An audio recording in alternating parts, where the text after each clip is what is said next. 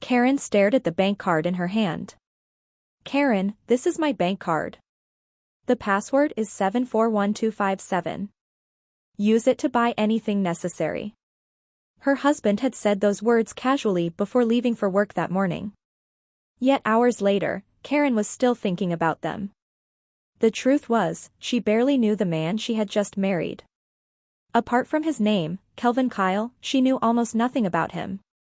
She didn't know his family, his background, or even what kind of life he truly lived. Sometimes she wondered where she had found the courage to marry a man she had only met twice.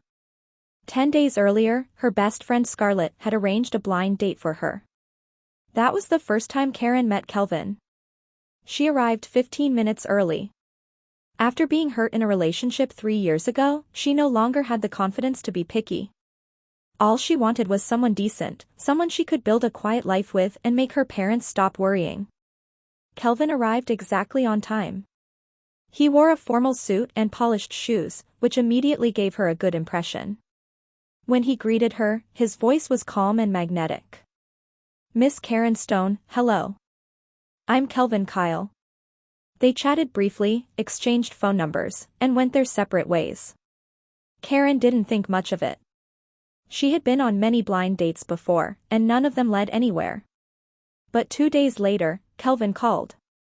"Miss Karen, are you free tonight?" That evening, they met at an Italian restaurant. The dinner was quiet and slightly awkward. Karen felt nervous and barely touched her food. Just as she was thinking of leaving early, Kelvin spoke. "Miss Karen, I have some free time next Wednesday. How about we go get our marriage certificate then?" Karen froze. "What certificate?" "The marriage certificate," he repeated calmly. She stared at him in disbelief. This was only their second meeting. Was he serious? Kelvin had thick eyebrows, bright eyes, and a strikingly handsome face. His calm expression made him look thoughtful rather than impulsive. "I thought you were like me," he said gently. "Going on blind dates to build a family. To get married, have children, and live an ordinary life." Karen hesitated. "Yes, but we've only met twice. Isn't it too fast?" "Maybe it is," Kelvin admitted. "But after our first meeting, I thought about it for 2 days. You gave me a good feeling. I think our personalities could work. I'd like to try." Karen frowned slightly. "Marriage isn't something you try. What if it doesn't work?" Kelvin looked at her steadily. "We're adults. We both know what we want." That night, Karen thought about his words over and over. Deep down, she knew she shared the same belief: love was uncertain, but a stable life was something she wanted. The next morning, after a sleepless night, she called Kelvin.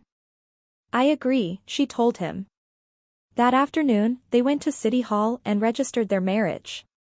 $9 later, Karen Stone officially became Karen Kyle.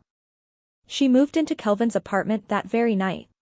Surprisingly, he acted like a gentleman, giving her the master bedroom while he slept in the guest room. And now, only days later, he had handed her his bank card as if it meant nothing. They barely knew each other. Why would he trust her so easily? "Karen." A sharp voice pulled her out of her thoughts.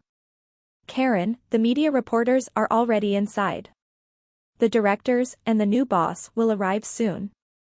Why are you standing there daydreaming?" It was Emma Wilson, the strict public relations manager. Karen straightened immediately. "Manager Wilson, I'm sorry. I'll pay attention." Emma frowned. "You're from the sales department, but your manager sent you here to assist us today. Don't make mistakes and drag me down." "Yes, Manager Wilson," Karen replied calmly. Emma clapped her hands and addressed the staff. "Everyone, stay focused. Today's press conference must go smoothly. We cannot afford any mistakes." As Emma spoke, her sharp eyes swept across the room, including Karen. Karen took a quiet breath and forced herself to focus. But deep down, her mind still lingered on the mysterious man she had married, and the bank card now resting in her pocket.